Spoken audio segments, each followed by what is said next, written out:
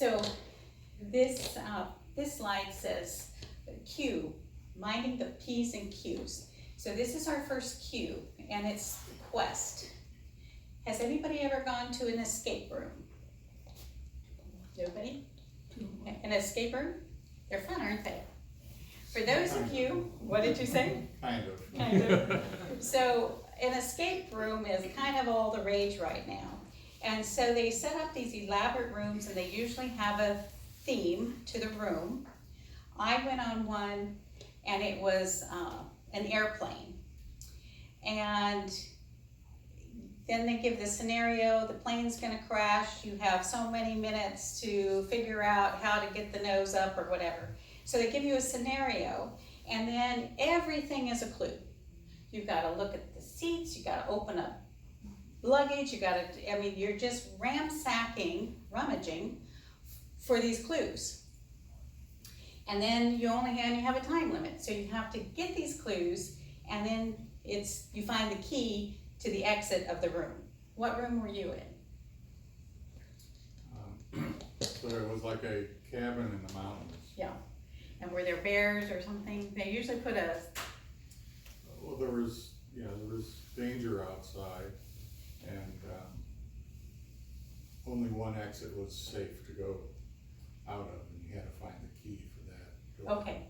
For those of you who couldn't hear, so his room was a mountain cabin, and there was danger outside, and only one door you could exit safely. So you had to find the key to get out that door safely. So I look at this as every day, every encounter that you have with your loved one is a quest. It's a quest to find the key to bring that person peace, purpose, or pleasure. Those are 3 P's for your P's and Q's, and they'll be later on in the slide as well. But so we have this quest, and if you can think of it that way, if they're agitated, what will be the key to soothing that agitation? If they don't remember my name, what's the key to that? Remind them of your name. Because they won't remember your name, but they'll remember how you make them feel.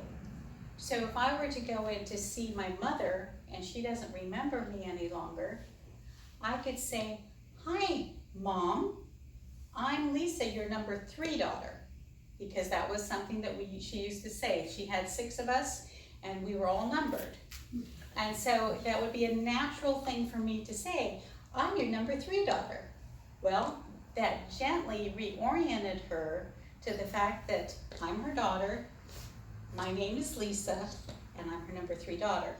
I've given her 3 clues, and if you can do that, you will facilitate a much sweeter conversation. You all have name tags on today. People will not remember your name. The name tags are old, some name tags have fallen off. But even if you're going to visit at a nursing home or you're visiting somebody, if you have a name tag for the job that you have. Tina, do you have a name tag with the job that you hold? Oh, I did, Cindy. And so you can just leave that name tag on, and so oftentimes she'll read the name tag, or he'll read the name tag, and it just kind of set the tone. Then the other thing to do is to tell them why you're visiting. It's to say, "I'm here to have coffee with you." "Hi, Mom, it's Lisa, your number 3 daughter. Let's go have a cup of coffee." That just kind of eases things. It's just a way of communicating that will just be easy. What happens if they can't remember and you expect them to remember and you don't tell them your name when you walk in, their mind will start to, "Who is she? Who is she? Who is she? I know I should know her. I know I should know. Who is she? What's her name? What's her name?" So she will miss all the other conversation that you're having because her mind is still trying to pinpoint your name. So that's just another little cue for conversation. And it'll take you a while to find out these keys in your quest. So it's okay to keep a little notebook or to kind of write these things down that you can share with your sisters or your brothers who are going to visit. These are the things that worked for me, and so you might try them when you go to visit Mom too. It'd be a huge help to everybody involved.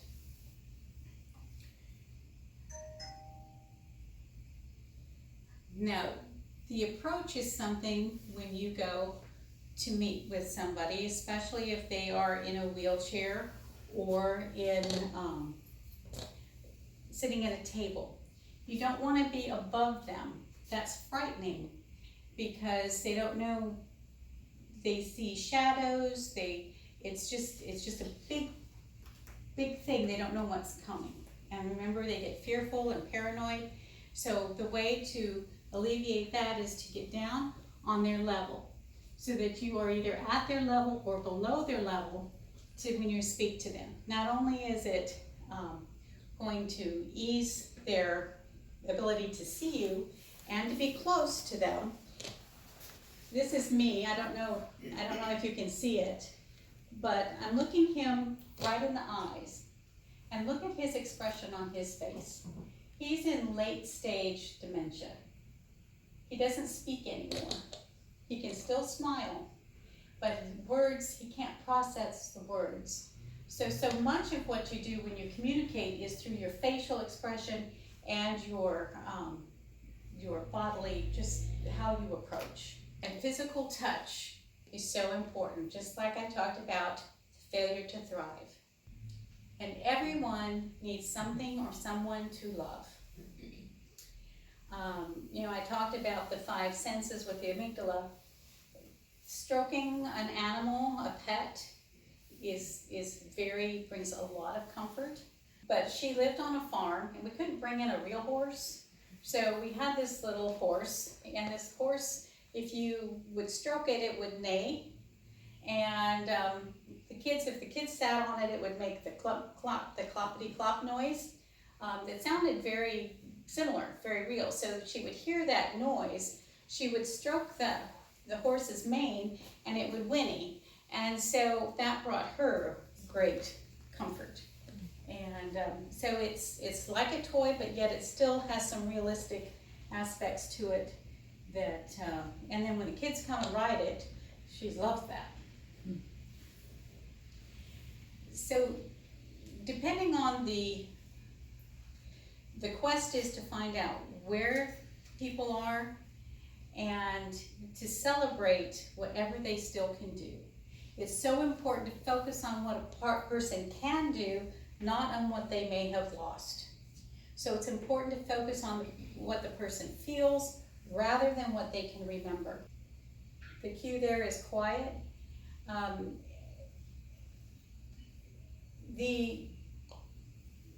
Unfortunately with dementia, it's usually there's something else going on too. You lose your sight, you lose your hearing.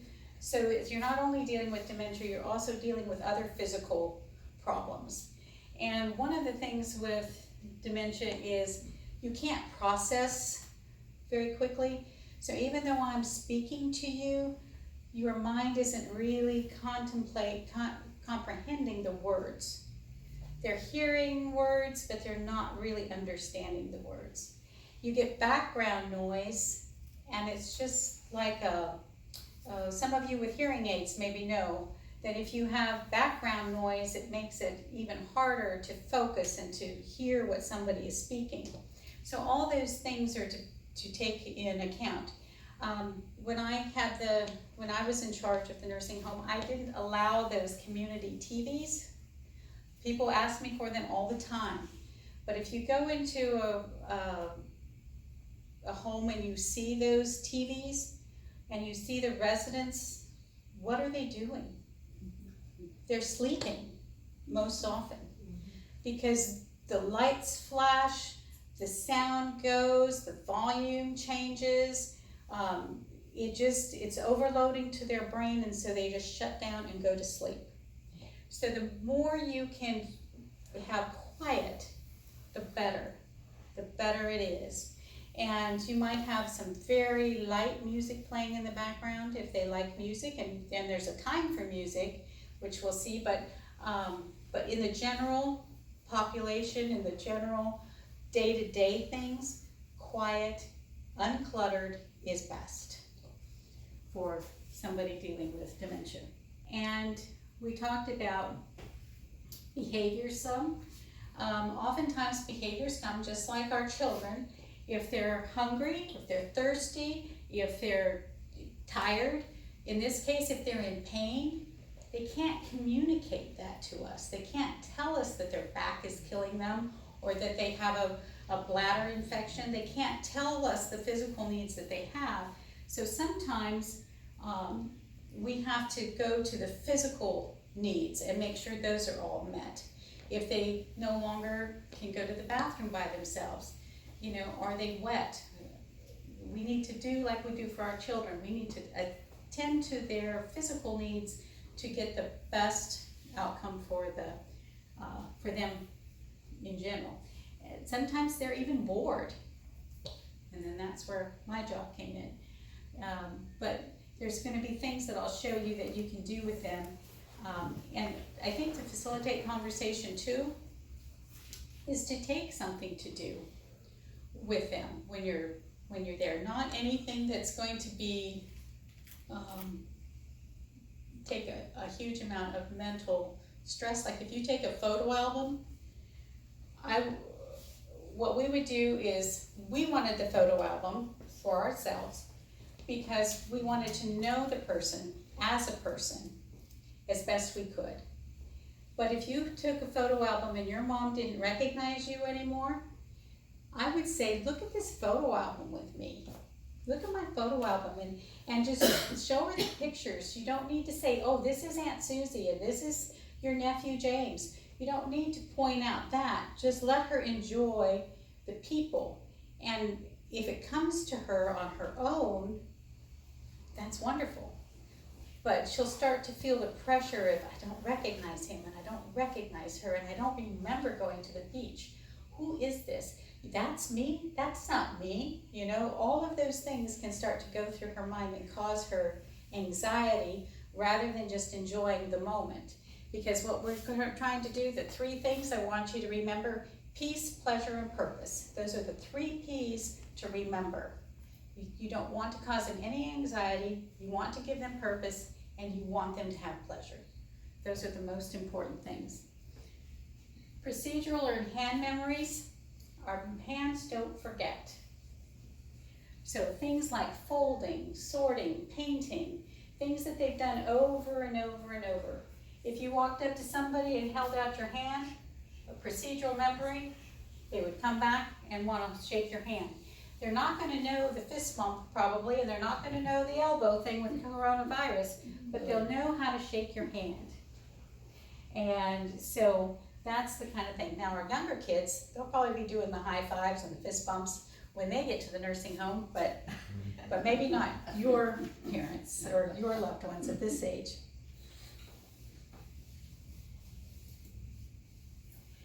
Prayer is another P, and of course you know that prayer works.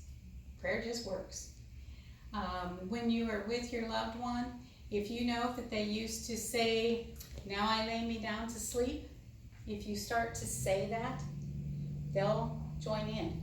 Even sometimes when they haven't spoken a word for a very long time, the procedural automatic responses will come, and that's thankfully too to just that repetition that happens over and over. And so we have the automatic responses, the procedural. The automatic is like the things that we speak, our voices. The procedural things are the things that our hands remember. But if you do like this, you don't have to say, "Let's pray." They will know this, and they will probably, and however you did it, however they knew to do, you do that, and they will join you. And that's the other thing is with that quiet, when processing is hard, do so much with your face and so much with your hands. It's like miming in a sense, where you can, let's get up, let's eat. And kids nowadays, or young moms, are teaching their infants to do sign language. Our daughter is doing that. Eat more. And some people with dementia can learn those things still. And it's using a different part of the brain, but they will mimic you even if they don't know how to do it themselves. But if you say more and then you give them more, they'll start to associate the hand gesture with whatever it is you're trying to get them to do. Like I said, the appetite goes down, and it's hard sometimes to get people to eat. And so anything you can do for that is good. P, patience. Another P, it's going to take tons of patience. When you're on that quest and you've tried everything, you've gone to every cupboard looking for the key to bring her some peace, pleasure, and purpose, and you can't find it, go back to prayer and go back to patience. You know, the Holy Spirit within you will bring about those things. Ask the Lord, Lord, let me see her the way you see her today, because I am at the end of my rope. Use prayer to help to calm you and to give you the peace that you need as well, because it'll get hard. There'll be hard days. But these are another cue for your toolbox. Quit using these phrases. Oh yes, you remember me. I met you at church. Don't you remember? Don't you remember? I don't remember. Oh sure you remember. I don't remember. But they won't say I don't remember. They'll just start that loop in their brain. I should remember. I should remember. Who is this person? Who is he? Where? What church? What are we talking about? This is a hard one. I've had this happen lots of times. There was a time when reorienting was a thing. But you tell your loved one, your husband isn't here. He's not coming back. He died years ago. Well, that's the first time that they have heard that. What response is that going to create in them? Grieving and mourning and just a horrible, how did you feel? How would you feel if you were just told somebody that you loved had died? Now, it did happen years ago, but not to her. In this moment, my husband just died. So that is one of my pet peeves. That's a peeve. I've already told you. All the time, and those are just things that we naturally do. And then no questions. When you say, what are you doing? Why are you doing that? Where did you get that from? What emotion comes up in you right now if I were to? What are you doing? Anxiety, defensiveness, pushback. I can't tell you what I'm doing because I can already tell you're going to be mad at me. So where did I find that? Was I not supposed to find? All of those things start to go through their minds, and it just stops things. So no what questions, no where questions, no when questions, who or why. And so it's really training more for us, because when we start a conversation, well, where do you live? How many children do you have? I mean, that's a normal way that we communicate and we find out about each other. How many children do you have? Do I have children? I don't remember any children. Do I have children? But they will also think of you, if they look at you, especially like a older woman looking at her son, she might think that her son is her husband, because that's where she's remembering her husband at that age. Or her sister might be her grandma, or her daughter might be her mother. I mean, it gets a little bit confusing. So just make sure that you try to phrase something like, now, where did you get that? Oh, that's a beautiful brooch. Or look at all that toilet paper. Let's see what we can do with that. It's us training ourselves to approach them in a way that's going to be beneficial. And it's hard, that part is hard. And so this is no quarreling, is the cue, quarreling, no quarreling. Raising your voice or becoming angry only worsens the situation. So try to remain calm no matter what is the provocation, and that's when you utilize your peace. You pray, you think about peace, you think about pleasure, you think about those things, you don't think about being angry. Speaking clear sentences, try not to rationalize with them, just keep reassuring them that it's okay. And if they are mad about something, if they are showing an emotion, validate that emotion. I can see you are so angry, so let's go and see what we can do to rectify this, or let's go get a drink of water. Sometimes they're angry, they can't tell you. That's when you use those physical things. I'm angry. Well, does she need to use the restroom? And she can't tell us. So use those physical things to try to redirect the anger instead of getting angry yourself. And then this one is a P and a Q, and this is a very important slide because protection and quantity. This is elder abuse. And it's just like with your children, you want to protect them from things that would hurt them. And we need to do the same with our elderly loved ones who are struggling. How many of you have gotten a phone call about needing your car warranty renewed? Those phone scams are huge with the elderly. We have had many, I won't say many women who have gotten that phone call, given out all their financial information, their social security number, all of that. So we need to protect them financially. We need to protect them from abuse and injury. Injuries come when, if you can keep somebody from falling, that's going to be a huge thing because it doesn't take much to break a bone.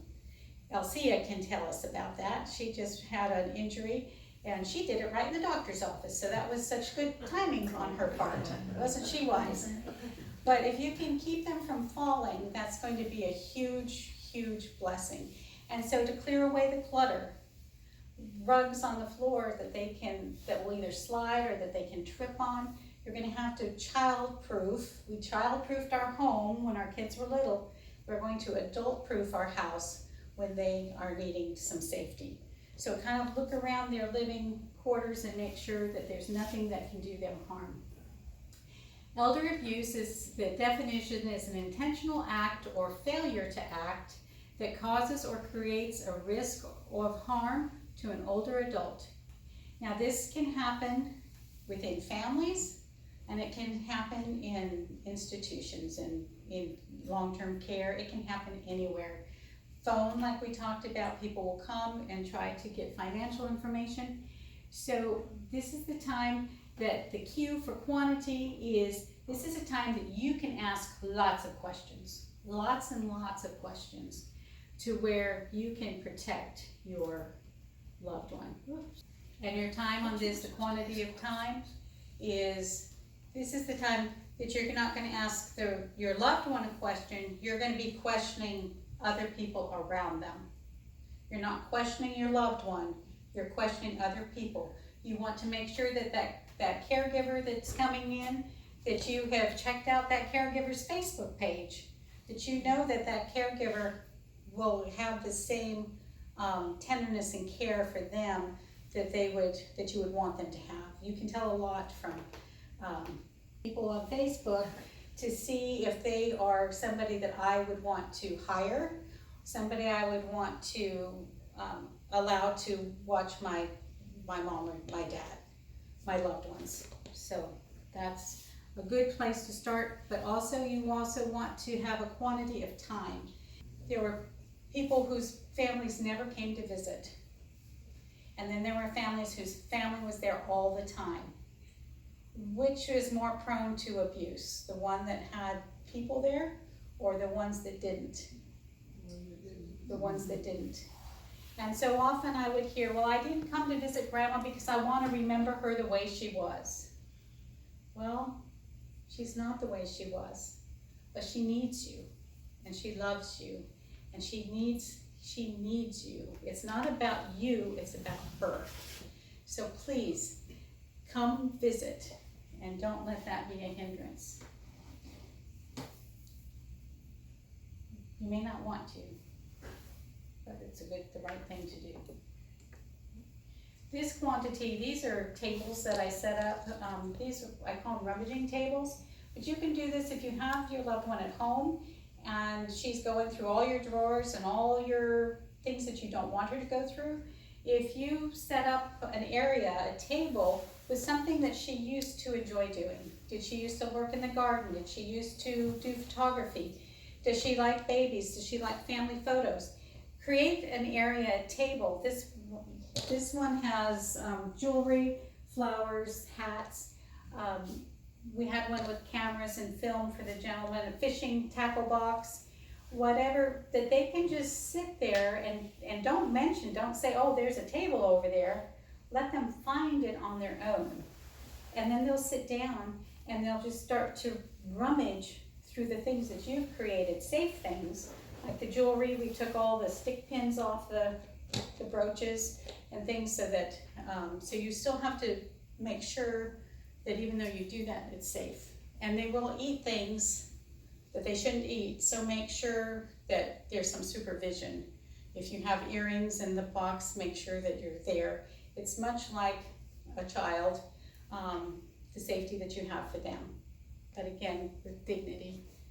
It's the same concept, but just a little different. And again, dementia is personal. It's personal to the person, personal to the family, personal to their friends, and personal in progression. And don't forget to play. And peace. That's one of the 3 key P's for us. And her husband was in the service. This was a display we did for Memorial Day. And it's important to have people, partners, friends. And this is 2 ladies laying in the same bed that were, I think they were roommates. And it's important for us as caregivers and family members to have somebody that we can call and vent to talk to say, I just need to go to the grocery store. Could you come and sit with Mom for me? And so make sure that you have a support system and you have friends. And loneliness is a huge problem with the elderly, especially with dementia. So make sure that there's people around who will approach them, get down, talk to them, look them in the eye, use physical touch, but also remember, you need the friends too. You need the support. The P I have here is pews, church pews. We don't have church pews. A lot of churches don't have church pews, but I didn't want to just do preaching or something like that. I wanted to get to where people knew that church was so important. We can watch church, especially with COVID. We can watch church on TV, but it does not substitute coming together and being church, doing life together, and passing the faith on. So that's me, and that's Rihanna. That's one of our little granddaughters, and we were having fun with my sparkly glasses. But, so this is audience participation demonstration. Okay, so if I say, Our Father, who? Art in heaven. Hallowed be thy name. Okay, you can repeat that. The Lord is my shepherd. I shall not want. Okay, and if somebody were to start Amazing Grace. Amazing grace, how sweet the sound that saved like me. Do you see how those automatically, we say our voice doesn't forget. And then here's another one, train up a child, and when they are old, they will Not depart. not depart. Okay, so we're dealing with old people with dementia. If we train them up as a child in the faith, when they are old, those automatic responses will come. You start that Lord's Prayer, you start that song, it comes back. But the Holy Spirit is in them if they are believers in Jesus. So that is the promise that we have, that those things will help us. It's an anchor, it's a glue, it's something that will never leave us. And so it's something that can be used very joyfully. Okay, and then quality of life, time, and care. So we have love, joy, peace, patience, kindness, goodness. You can probably repeat that as well. If you're looking for a caregiver, if you're looking for respite care, if you're looking to interact with somebody with dementia, make sure that you think about these fruits of the Spirit. Spirit's in you. He's going to help you with all of these, but these are so important to make sure is part of your loved one's life, her entire life. Promises made, promises kept. Do you remember the vows that you said when you were married?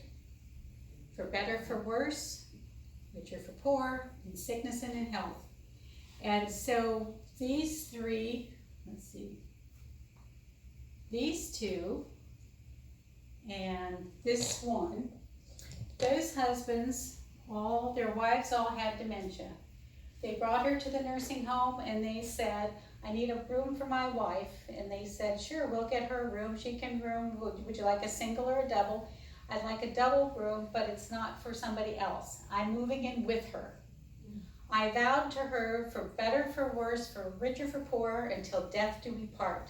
So those men came in with their wives and they lived in the nursing home with her, with them, because they wanted to fulfill the vows that they made to her way back when they were 16, 17. They got married a lot younger. And so this is one of those gentlemen, and he is participating. He found purpose. We try to find things to give them purpose all day long. And you can do this in your home if they're home.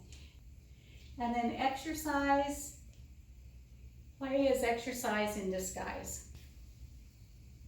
More play. Hillbilly horseshoes was a fun thing. And then also intergenerational. You want to bring kids. You want to bring,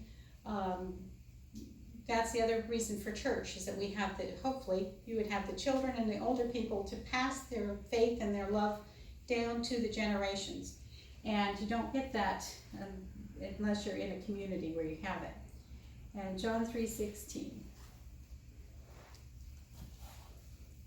You can join me. For God so loved the world that he gave his only begotten Son, that whosoever believe in him should have eternal life. Shall not perish but have eternal life. And I don't know if you've ever sat with somebody who's dying. I sat with several people on their deathbeds. For you have borne. Sorry. And if they did not know Jesus, and you kind of knew by the way that they lived their life. There was one woman who, she was just so angry and ugly. And when she was dying, it was a horrible thing to watch. She was tearing her clothes and saying, it's hot, and we really believed that she did not know the Lord, and that her death was certainly not going to be like the others, many of the others, where it was a peaceful passing, where they looked forward to heaven. And sometimes in Bible study, you would get, where are you going to go? I would say in Bible study, what's going to happen after you die? There's a question with a W. But they would say, well, I hope I'll go to heaven. Well, if you can preach the word, if you can give them the word, if you can bring them back to what they learned as a child, they can have a no-so hope, not just a hope-so hope, but a no-so hope, and it will bring them such peace when it comes close to their death, and then also to their families. that too will be a very big blessing. So here's the final slide. I will love you forever. The other was love you forever. This is I'll love you forever. This is Jesus saying that he is going to love us forever, not only for this lifetime, but the next. So, any questions? That's the end of what I have.